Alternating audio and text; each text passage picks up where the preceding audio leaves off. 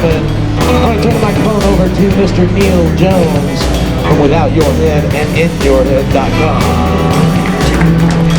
Neil, if you don't mind, brother, set this microphone on C1. Let's bring the ladies up here. Let's hear it for Kim Myers.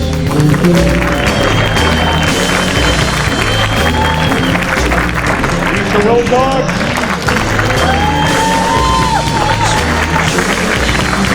Tuesday Night. And Heather Langenkamp.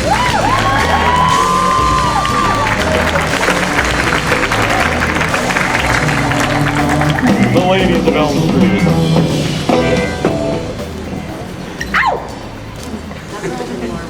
The ladies, exactly. At least we're not the broads, right? The broads of the broads of Elm Street. I don't know, Heather. I think we should think about Are we the that. broads now? We're about to be. Push your button. It's the on-off switch. Hello? Hello? We have a panel about how to work microphones. We usually have to share. Instructions. Yes, high tech here. What would you say like separates the ladies from Elm Street from other horror films? Their intelligence, their beauty, Yes. their wisdom. senses of humor, and their overall geniality. Tuesday? I'm going to go with that. It's hard to top that one. It's hard to. Our friendship. It's true. Bonded friendship for many, many, many years. Okay. I'm a newbie, somewhat of a newbie Yes, to that's the right. friendship. You but just it's kind of true. started doing these shows. Yeah, Yes. fairly recently. But we've last got one couple of thing. years. Oh, what? Freddie. We have the Freddie link. What about character-wise? Do you think they were portrayed differently than a lot of other slasher films? Well, I just think we're very kick-ass Yes. overall. Indeed. I think that's the best adjective for the ladies of Elm Street. And we take care of our men. Yes. We rescue the men. We rescue. We try. Yes, we do. We think about our men. Yes, yes, we do. Like Dan, you know. That's Yeah. right. How many times did you go in that circle? Well, we So worry true. about our friends more than other Our friends, heroines. and we yeah. worry about like saving them. We really, yeah, and have planned to, an attack plan. And also, I think great character development. I mean, there's real character development in these, the roles that we play, you know? So it's not like we're just put there to be, you know, okay, slasher, kill, choose dead blood, you know. You really kind of get to know us, and we're developed characters. Is that more rewarding than just playing a victim? I think so. Absolutely. Yeah, absolutely. Well, let's go to the audience here. I'm sure the people came here for this panel. Someone has to have a question here. I guess not. Right here. Who was your favorite person to work with when you were making the movies? It's more fun to ask who our least favorite person was, but that's okay. I'll say Al Just Fowler. kidding. Oh my God, that's hard. Our favorite person to work with? Besides Robert Englund, probably. That's Like besides him, maybe somebody, maybe a guest star. I mean, not guest star, but someone who was in a supporting role. In any project? I have to say Fran Oh. Bennett, who played the doctor in Nightmare, Wes Craven's New Nightmare. She played the doctor who, cut this demon out of you or something like that. She was fantastic to work for. And I also, Larry Fishburne was really fun to work with. And of course, Patricia Arquette, who I wish was here with us. Of course, I really liked working with her. Anyone else? But you still love me too.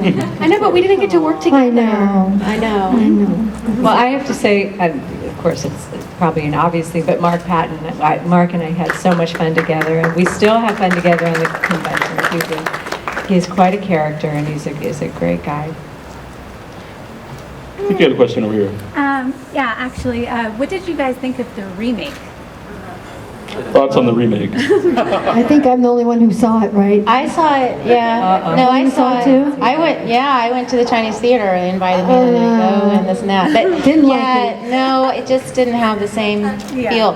There's a scene I did like when they had the snow in her bedroom. You know, I thought that was really cool. But I was kind of like, why didn't they? Because when we did these films, we were kind of the edge of some very high-tech stuff that, you know, that had never been done before. But nowadays, I mean, there's even more stuff 20, 25 years later. So I didn't understand why they didn't take advantage of even more kind of special effects and that kind of thing.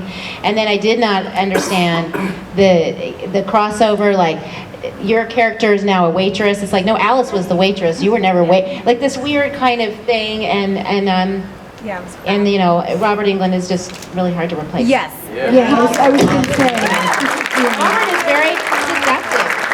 I feel like the quality that was missing was the seductive quality. And the humor. Robert is seductive with that glove and the way he moves his body. And his relationship with that glove is really something else. And I just don't feel like that was with that hand. Yeah, I mean, part of our relationship was that we were young enough as young women, like, are we in love with this man, Yeah. this Freddy, you know, horrible creature, but yet there's this attraction, and the way even the way he pins us against the wall, there's Yeah. all of this, like, seduction and this really sexual tension that Robert Totally. was excellent at conveying. Yeah. So I I know felt like exactly that what you're element was talking not about. missing. It was just really raw. He's a molester, you know. It's like, ah! Anyway, that's my comment. Really makes it hard to root for or be like a fan of Freddy when he is just a child molester like in the remake. Yeah. Kind of makes you creep to I be was like, I yeah, felt like I was this guy. watching the, you know, the 6 o'clock news. You know what I mean?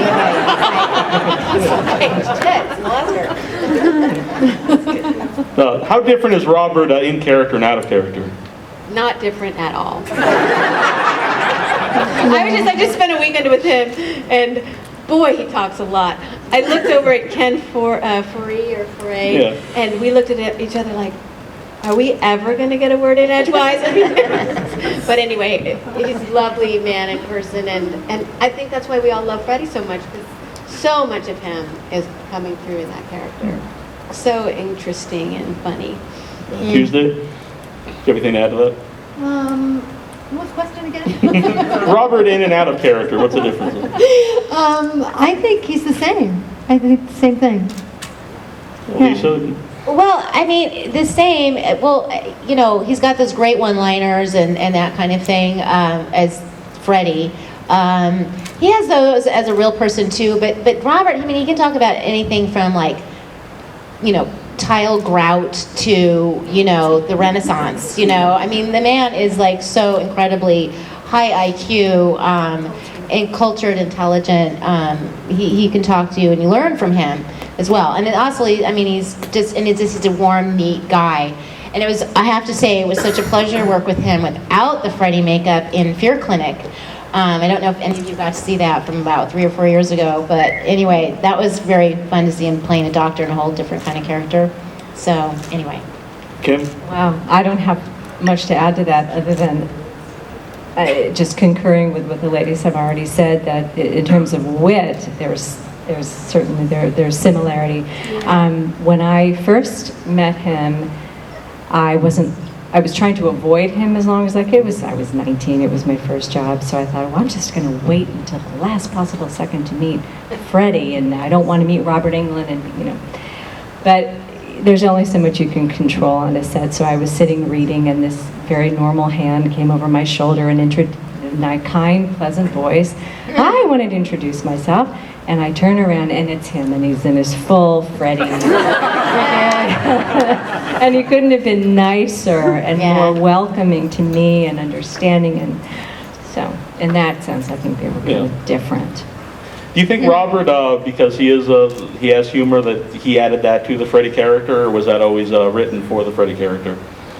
I don't remember the funny Freddy in Nightmare 1, and then by Nightmare 3, there was the funny lines, the zingers, you know, as they killed each kid. I think it was all Robert, actually. Yeah, I think they realized his sense of humor and they integrated it into the Freddy character, you know? that he was good at that delivery. Yeah. Yeah, He could deliver the zinger. And he thought of them. I think he actually thought them up too. yeah, oh, he And then, does, totally, yeah. Like when you're not rolling, he would say the funny line, Yeah, and and then play with it. writers are over there like, that's pretty good. Yeah, and then play with the line and get it perfect, and yeah. And they would get it insert right. that. But I don't remember in the script ever really seeing that zinger, as part of the first draft of the script. It was Right. always added by him later. You want to add anything? Kim? Sorry. It's all right. Nothing to I was add. trying to include everyone. Yeah. Let's hear a question from the audience. Right over here. Mr. Bean. Was there any prop or piece of wardrobe that you kept that you were allowed to keep? I mean, statute of limitations is up. Is there anything that you kept? I wasn't allowed to keep anything, I stole it. Yeah, we all stole wardrobe. Yeah, we all stole I it. put it in my script bag. Do you have your nightie or your pajamas? I Yeah. had 90, yeah, from 5, and a dress Yeah. I had that the dress, actually too. they let me keep, and they had some other stuff too. Yeah, a couple things. Yeah. I only got the dress, the white dress in Oh, the that's rain. Neat. Yeah. Yeah, I kept the pajamas, and I actually kept this one outfit from Nightmare 7 where I'm going to New Line Cinema, and it's this burgundy jacket, and I don't know why, but I think I sold it at a garage sale. And I mean, I just didn't have any concept of what was going on. I was Apparently not. as a young mother, you just have no brain, Not at no all. cells. It was raining. Like, everything down here is working, but up here you're just kind of like, la la, garage sale. I hate this. Yeah, I mean, I still have the dress. Do you still have or I your get it doesn't fit, and if it doesn't fit, It's out of style. but I mean, I did luckily keep the pajamas. Yeah. Did you keep your white dress?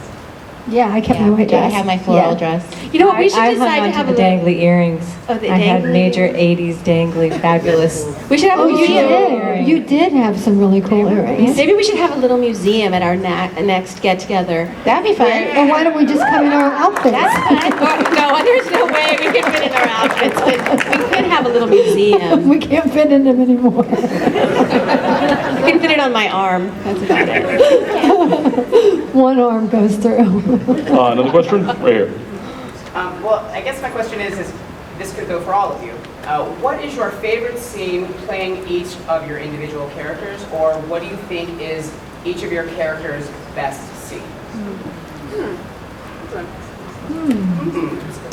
That's a very good question. When I'm saying nothing, I'm making loving to Dan.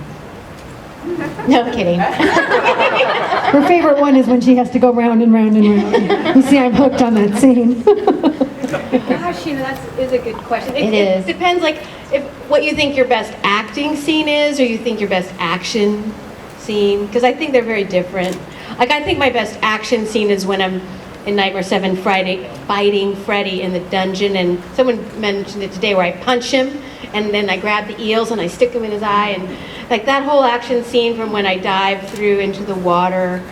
I just love that whole scene so much, and acting-wise, I think some of the scenes in Nightmare 1 with Johnny, like in the bedroom on the bed, where I'm telling him we got to stay awake and go into the dream, and I have all this really crazy stuff to explain. I just think that's a very sweet scene, and I trust him so much, and it just like the kind of relationship between boyfriend and girlfriend that you don't get to see on film that much, where they're just really good friends, and she's trusting him to do something for her, and then of course he doesn't live up to his promise at all, and leaves her almost dead.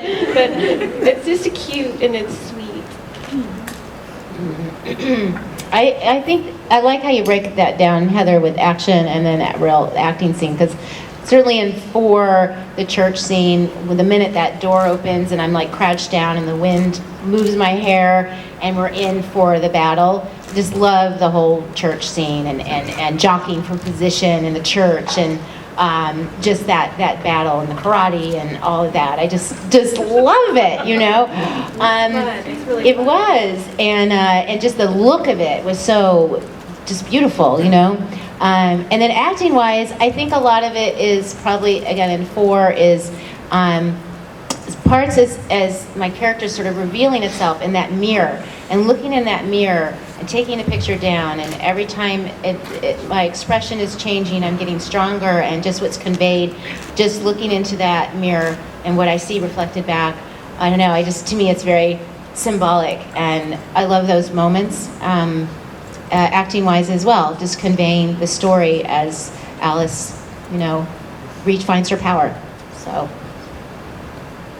I have to say for all the reasons that have been talked about personally and as an actress, as the actress and as the character, I'd say for me, it would be the finale at the power plant on the catwalk, where finally, Lisa's been trying to help Jesse all along, not quite sure if this is fantasy or reality. And getting to that point at the end where, yes, she's terrified, but she kicks ass, and she really she ultimately, obviously, does so by facing Freddie and not backing down. And I think for me that was a lot of fun to play, and it was a great. As an actress, it was great to work with Robert, also in that scene and that whole segment. Another question? There. Not including your own movie, what is your favorite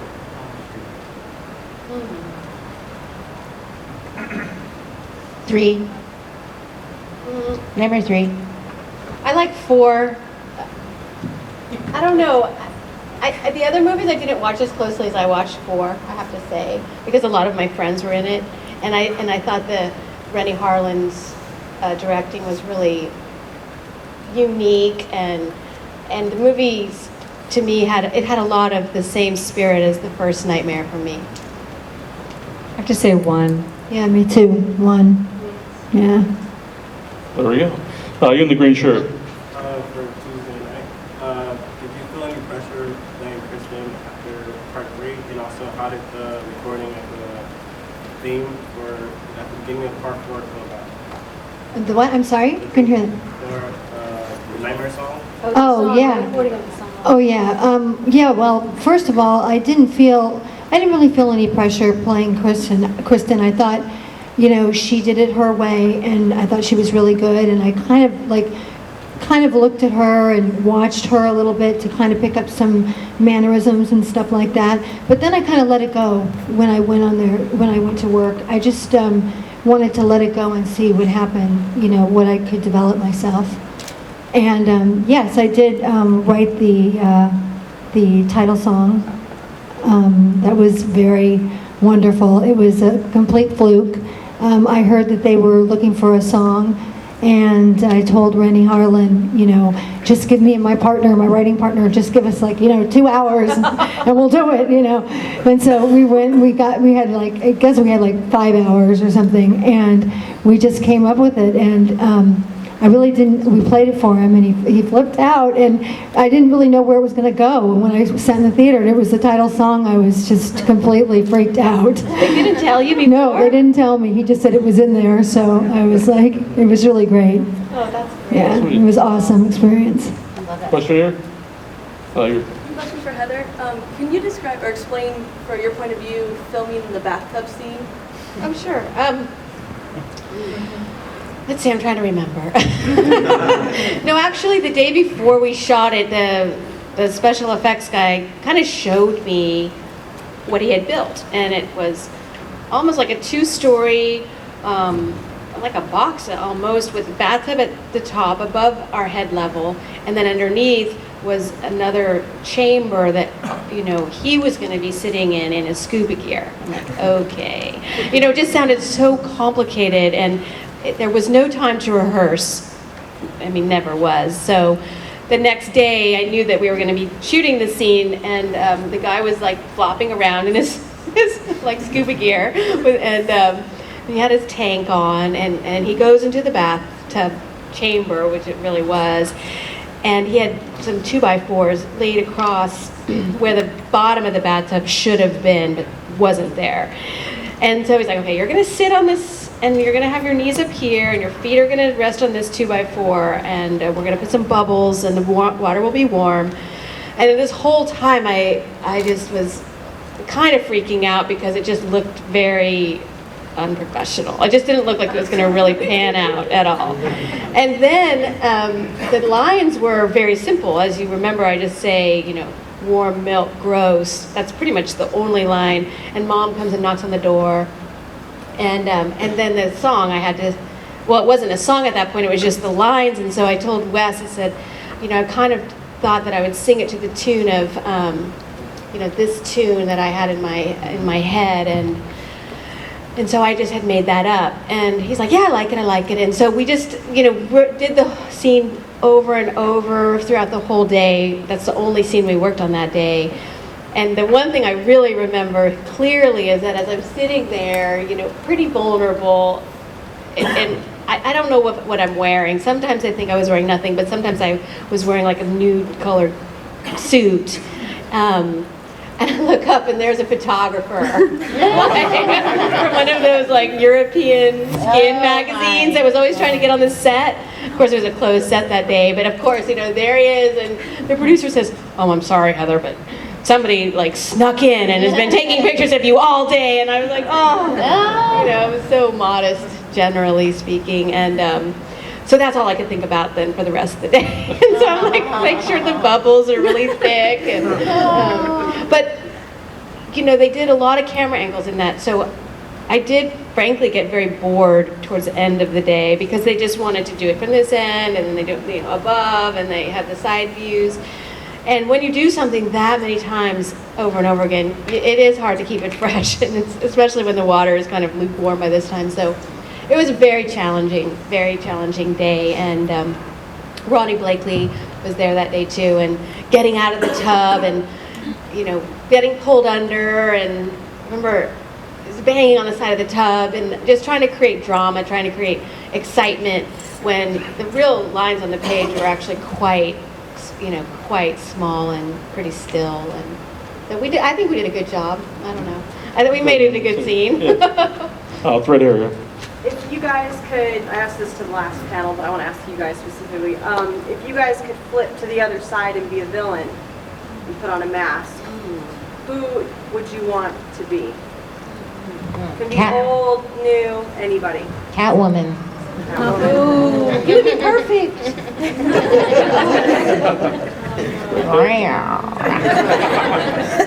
God, that's a tough one. I don't know. A mask? It has to have a mask? It doesn't have to have a mask. It could just be anybody that you think should be a villain in a horror movie. Realistic, not realistic, anybody. That has to be a villain. They're stumped. Aren't many We're a little female villains, so could it be a male villain? It could be. Could be. I don't know. Probably need the mask for that one then. But. Yeah, definitely. It could be a recreation of a male villain in a female role. Someone said today, Tuesday, and I agree, that you would be a great vampire. Yes. Oh, a I would be a great So a vampire. vampire-esque, you know, villain. So we shall name you Count. No. Count Tuesday. Yeah, Countess Tuesday. Especially those glasses today. You're looking very... Well, you know, I'm wearing it because I have Mysterious. allergies so terrible that my eyes are like running and black, and they just look awful, so I have these to hide them. Right here. What is your worst nightmare?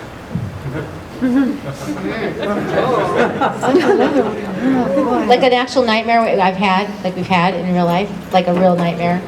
Yes, I have this nightmare recurring since I was a child. I'm at the zoo. This must be an old And one. that's it. I'm just at the zoo. No, I'm kidding. and looking at the monkeys, the chamber. You know, there's the chimpanzees and the big monkeys and whatever. And I get pulled through the bars, and this big gorilla grabs me and takes me to the back of the cage. And there's this secret door, and opens the door, and it's Planet of the Apes. It's Planet of the Apes, and I'm put into a cage, and I have this recurring dream since I probably watched Planet of the Apes. So My recurring recurring dream that is terrible, and also just coincidentally is from Nightmare on Elm Street, is I'm kneeling at the fireplace with the tongue, Freddy's tongue, just wrapped around my head, and I'm, you know, pulling it away, just trying to breathe and trying to. I mean, that scene was very humiliating. I don't know why. To have a tongue wrapped around your head. Giant amount of tongue. can't I don't know what your problem is. see Multiple times around my head. And that day was extremely humiliating for me because the guys on the set, they thought they were being lighthearted and funny, but they actually were.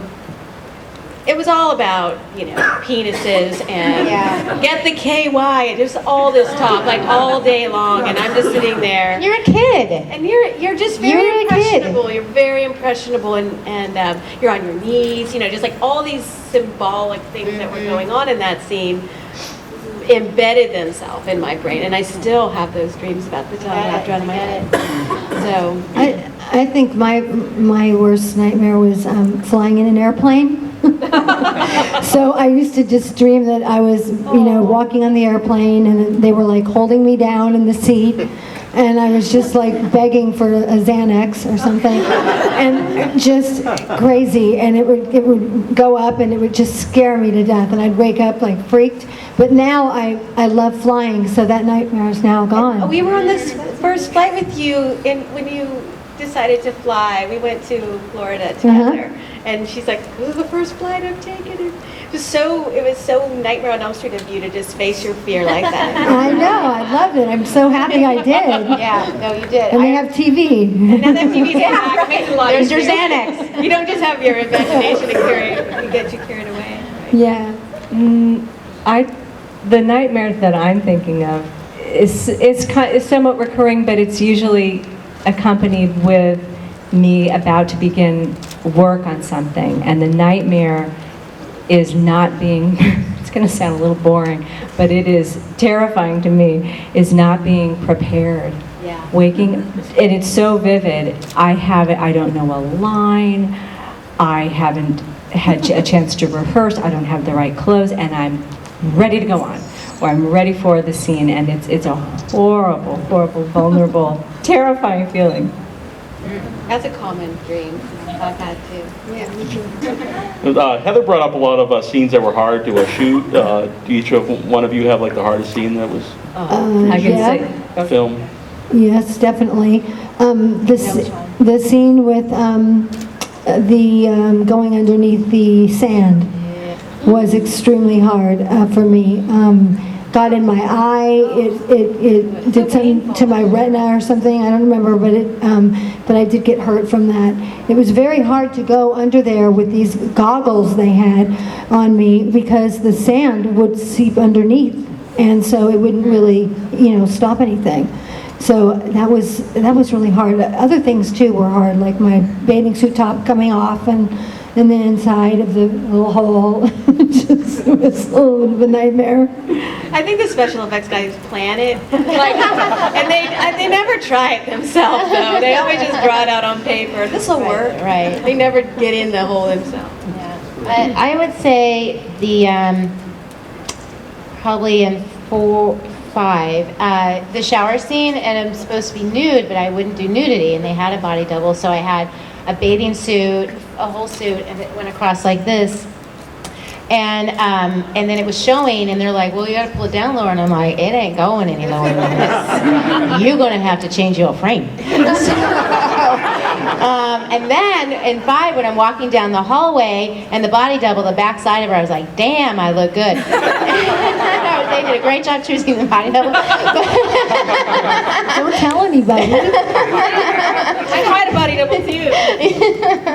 So she made me look good. And then when they're shooting me in the front, again, it was this issue, and I have this thing that's going across, and they're like, "It's showing," and I'm like, "Sorry," and because I just didn't want to do, wasn't going to do nudity. So anyway, that was hard because I had to stand up for myself, and people who are putting pressure on you, and you feel, that's where it's hard. But you learn, sometimes you just have to stand up for what you believe in and what you feel comfortable doing, and not feel pressured. So anyway, always work around it. and they can always work around it, and they can. So and I have nothing against nudity. It's not for me. They can work around it because all I know is that with my wardrobe, it just kept getting smaller all the time. Rennie just kept bringing in smaller pieces, and so like I had to have him sew little things on the bathing suit bottom, and everything. It was like everything was just really tiny. I have to say the cabana scene with Jesse, I was so nervous, and Mark couldn't have been more sweet, and it was a difficult day for him because he had to deal with the tongue, and he had to hold the tongue in his mouth for hours, and the crew was making fun of him. He shared that story numerous times, and I had no idea at the time what he was going through because I was just nervous that I also had a no nudity, what do you call that clause in my contract, and Mark so conveniently used his hands to cover parts of me. But that day was just also for me, it was like, oh. Another question here? Right here, in the glasses. Questions for Heather. What were your thoughts and reaction to when you found out they were writing a role for you for Dream Warriors and then again for New Nightmare? Well, Wes called me before he actually turned in the script for Nightmare 3 just to make sure that I would, make myself available if he did turn it in and get to make that film with New Line again. And of course I was like, yes, of course, I hadn't worked in months, and the idea of doing another Nightmare at that point was just so exciting.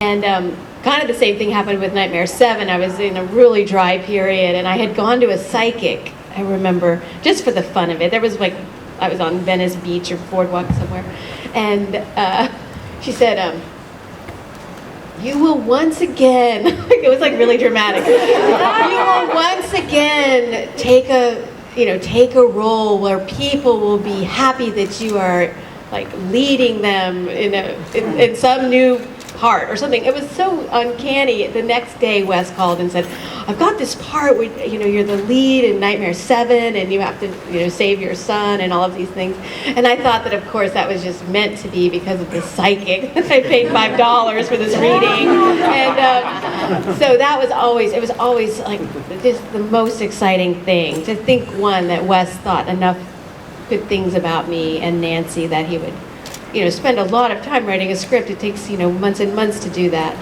So we, I was always very excited about it. Is that what your question was? Yeah. Do you have a favorite one-liner of Freddy's for everybody here? Oh, we were just talking about I think Welcome to Prime Time, bitch. It's my favorite. Welcome to Prime Time, bitch. To Penelope in Nightmare 3. That one too, That is a Roach Motel line. You can check in, but you can't check out. I love that one. Yeah, me too. Any more? Right here. Like that Eagles song, Hotel California. I'm curious, when I remember getting a book when I was young, and it was like Nightmares 1, 2, and 3, the continuing story, and the Nightmare 3 that was in there came out right before Part 3 did. And the story was a little different than the Part 3 that ended up on the screen, and the way that Nancy died was just a little different. So I know that there were some tremors with Part 3, and as far as the script was going as it was being shot. So I was wondering, were you satisfied with how Nancy was killed off in Part 3? Did you feel like it did justice to the character? And did the movie change a lot? I know that it really affected a lot of the audience. I talked to so many people that actually, burst into tears when Nancy gets tricked by Freddy and killed in the end. But the thing that I will never forget is just how incredible Patricia Arquette was in the scene where she's cradling me as I'm dying. And it was so not like a horror movie, where everyone just lets the dead body just kind of lay on the ground and they move on or escape, or they're rolling it into the street while they go and save themselves. I remember it was really hard for her. She just didn't really get along with the director that much. And so when a director that you don't trust is telling you to cry and just cry and get emotional, it's like this ordering around of a moment that is so hard to draw up as an actor to make it look real. And the trust just wasn't there, and it was the end of the shooting, and I knew that she just, she just knew that this was an important moment, maybe the most important moment of the movie for her character. So she literally just like said, you know, basically, shut the fuck up, director. I'm gonna go take some time, and when I come back, be ready to shoot. And so it was, as I remember, she left the set, you know, she went off on her own, because you just have to compose yourself in a way that it's very tough. And when she came back, you know, the director rolled camera, and she just brought that moment out where she just was so emotional and so sad and so honest and true. And to me, like, I couldn't have planned a better death for Nancy if I thought about it for ages, and it was just so beautifully done, and it was all Patricia, 100% Patricia doing that. One of the things I liked about the original Nightmare was that there was comedy elements to it. Like, I like the part when the mom takes away the coffee maker and then she pulls out another one from under the bed. Can you tell us about any parts that really made you laugh during this film? Oh yeah, I mean, the funny part is that I saw that movie in Oakland with a very large audience of people, and they just were laughing at so many moments that I never thought were funny. But like when Marge is like looking through the towel closet for another bottle of vodka, I mean, people were just like laughing. And you know, just when I say to the cop, get my dad, you asshole, to the cop standing down there, it just, Wes is very irreverent, and I think that those little touches were his sense of humor coming out. He's very, he has a very dark, kind of irreverent side to him, and all that is Wes Craven, and yeah, I mean, he would add those things as we moved along. Yeah, Tuesday, do you have a funniest scene? Let's see. Funny scene? Yeah. Where people laugh. Yeah. Maybe that wasn't supposed to be funny. God, I don't know. I can't think of one. It seems like it was all serious. No, For you it was serious. I think, yeah, for me. I think the one in the scene in the hospital bed where I've fallen down in the classroom, hit my head, and I've fallen down, and then it turns into Freddie. You know, the nurse is Freddie, and it's like that was pretty funny. And you come to. Yeah, You're coming to. I come to, and I go, what happened? And it's like, it's okay. You were just dreaming, or whatever it was. And you're like, oh, okay. Yeah. Funny. I don't know. I don't know. I have no answer. I'm trying to think of funny. Well, I mean, when the audience watches. Yeah. No. The goldfish tank, and my brother's trying to teach me karate, and my shoe flies off and lands in the tank. That was on funny. purpose? That was on purpose. It was on purpose. How do they do that? I had to keep like pushing the shoe, because I do kicks where the shoe stays on, then the shoe has to come off. So you'll see me actually, when you watch the film, if you watch now, you'll see me kind of going like this. So I'm trying to use this foot to pull this shoe off, so it's loose enough so it won't fly off. So anyway, now you'll see what I'm doing while I'm kind of unsteady next time you watch it. Facebook friend Mark Patton wanted to know, for each of you, if any guys try to hit on you on set. Is this the real Mark Patton? It is the real Mark Okay. Patton. It is. Oh, that's going to be. This is the gossip. This is the gossip time. Too many to remember. Too many, yeah. Actually. Too many, yeah. Two, actually. Everybody was on pretty good behavior, frankly. I mean, I have to say, I think I had just gotten married. I had just gotten married. I literally, on the callback I had for Nightmare 4, it was on a Friday, and I was getting married that Sunday. And went to Hawaii for a honeymoon, got a call a few days in, got the part, whatever. Bye, honey, a new husband, going back to LA. You enjoyed your honeymoon. He never forgave me. Anyway, and he made his presence known very much on set. He was a very jealous man, so I don't think anyone dared to, make it. One last question here, anybody? All right, way back there in the. Sure. I have a question for all. How did it make you feel knowing that Freddy could turn into any demonic creature or anything after you, and you couldn't do anything about it? how did it make us feel to know that Freddie could turn into any kind of creator, and we No, couldn't, you couldn't do anything and about we it. couldn't do anything about it? Well, Heather Langenkamp knew that it was just Robert Englund. But, you know, my character's the first one to really kind of suss Freddie out. I mean, I don't think she does know how powerful Freddie is in the first one. She's just constantly being surprised, like, oh my God, he can do that, and oh my God, he can do that too, and he can walk through jail bars, and he can appear in my house. And so that was the first time any of us really could understand that Freddie had this power that our dreams gave him. And then I think in Nightmare 3, my character realizes that the only way to fight Freddie is to find something in yourself that can battle him. Like whatever strength you have to find that in yourself. So it's more about talking about yourself in relationship to Freddie. And that's one of the reasons I think people love Freddie, is that knowing you have to fight him, you have to find it in yourself what will battle him, because he will pick that thing where you are the weakest. And I think it was a really interesting thing to think about. Like, if you're a drug addict, Freddie's going to come at you as drugs. If you're afraid or you really want to be a movie star, Freddie's going to come at you. For your vanity. To your vanity, exactly. And it's a very intelligent way of thinking about our fears. And all of our characters have to like face what we're most afraid of in order to fight him effectively. Right, like Alice's were her daydreams. She wanted to stay in her daydreams and stay shy and disappear, but she had to get out of that. So, all the characters.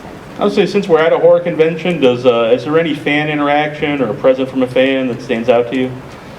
Oh, I got flowers today. Yeah, no, it's so touching, and it's very meaningful, and it's just great to know that this is an important event for people to attend, but also that the movies were, you know, really influential in people's lives. Anyone else? Yeah, I got this really cool, just beautifully done, a glass that you drank from with my picture on it. Oh my gosh! But it was like carved in it, like glass, you know what I mean? Etched glass. Yeah, like etched glass, and it was just really beautiful. Someone in Australia last year carved a wooden box, and with these beautiful carvings on it, like a jewelry box, and just beautiful. So anyway, it's very cool. I think that was Where'd you get that? special. Where? Australia. Australia. Last May. May, yeah. I have to say, the interactions where I was just this morning was already speaking to some people, just to their memories and hearing the impact that all these films have had on them and their children, and how it's carrying on is so amazing to me, and brings up my memories again, because you know this is quite a few years ago. So that's what's kind of really so touching and meaningful. Well, I'm Neil Jones from WithoutYourHead.com. Let's hear it for Kim Myers, Lisa Volkov, Tuesday night, another Langenkamp, the ladies of Elm Street. Songs to love a little bit. Thank you for coming out.